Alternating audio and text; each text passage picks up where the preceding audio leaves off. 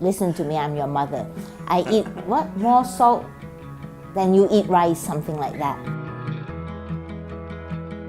My name is Benjamin Yong. I am the group CEO of the Big Group.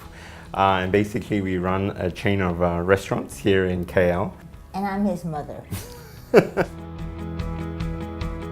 When I graduated, I came back and worked in Miss Read together with my mother for a while. And I think the opportunity came about for us to open this cafe slash retail store. I think back then there was a very famous coin word that everybody uses, lifestyle store. And it was interesting because we had zero experience in F&B. I mean, I just knew I loved the food scene and I loved the food business, so to speak.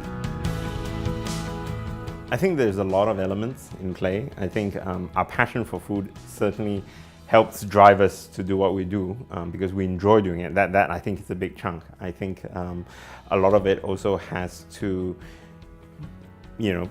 credit to my mother is that there was a lot of encouragement rather than saying no, it cannot be done. Because I think restaurant business is one of those businesses where if you plan everything on paper, it just never makes commercial sense. So I think that encouragement of saying, hey, let's never say no, when an opportunity knocks. I think given that opportunity to pursue it and encourage it got us to where we were. I think that plays a big part. And then of course, I think timing and then opportunity, obviously the two biggest components to where we are today.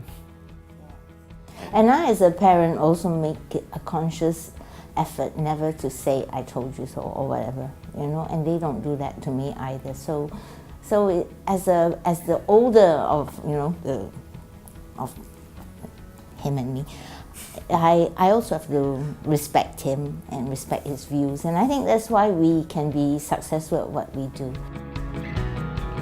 We're adventurous, let's put it this way.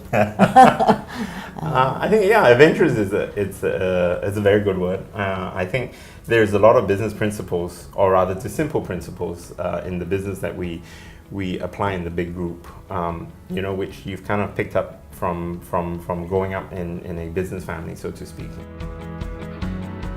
We do have our differences, but I would like to say they're constructive. Because you see, sometimes I'm a bit backward and I'm scared, and so we have to talk it out, and so then we come to a compromise, Yeah. So instead of going there, we'll go here. And I love my children's ideas. They are so vibrant.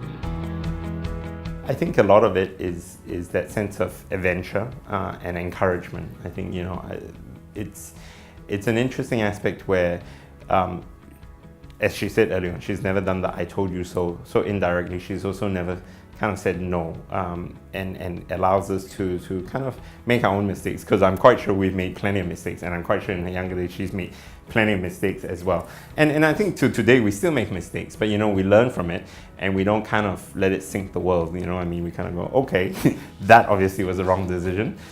How can we move on from there? Previously, my outlook is so narrow. But with the children traveling, and now they're all adults, and the stories they tell, and the things they share, the pictures, makes life interesting. So, and because of them and the way they live their lives, I've also learned to be more open-minded and not worry too much about everything. Well, like I said, don't use the word I told you so. Or neither do you use listen to me, I'm your mother. I eat what? More salt than you eat rice, something like that. I think these are things that we shouldn't use, and we should treat them as our friends, respect them as our friends, because we are very polite with our friends, and I think sometimes we need to do that with our family. I think kindness and communication are two things that encourages us to communicate.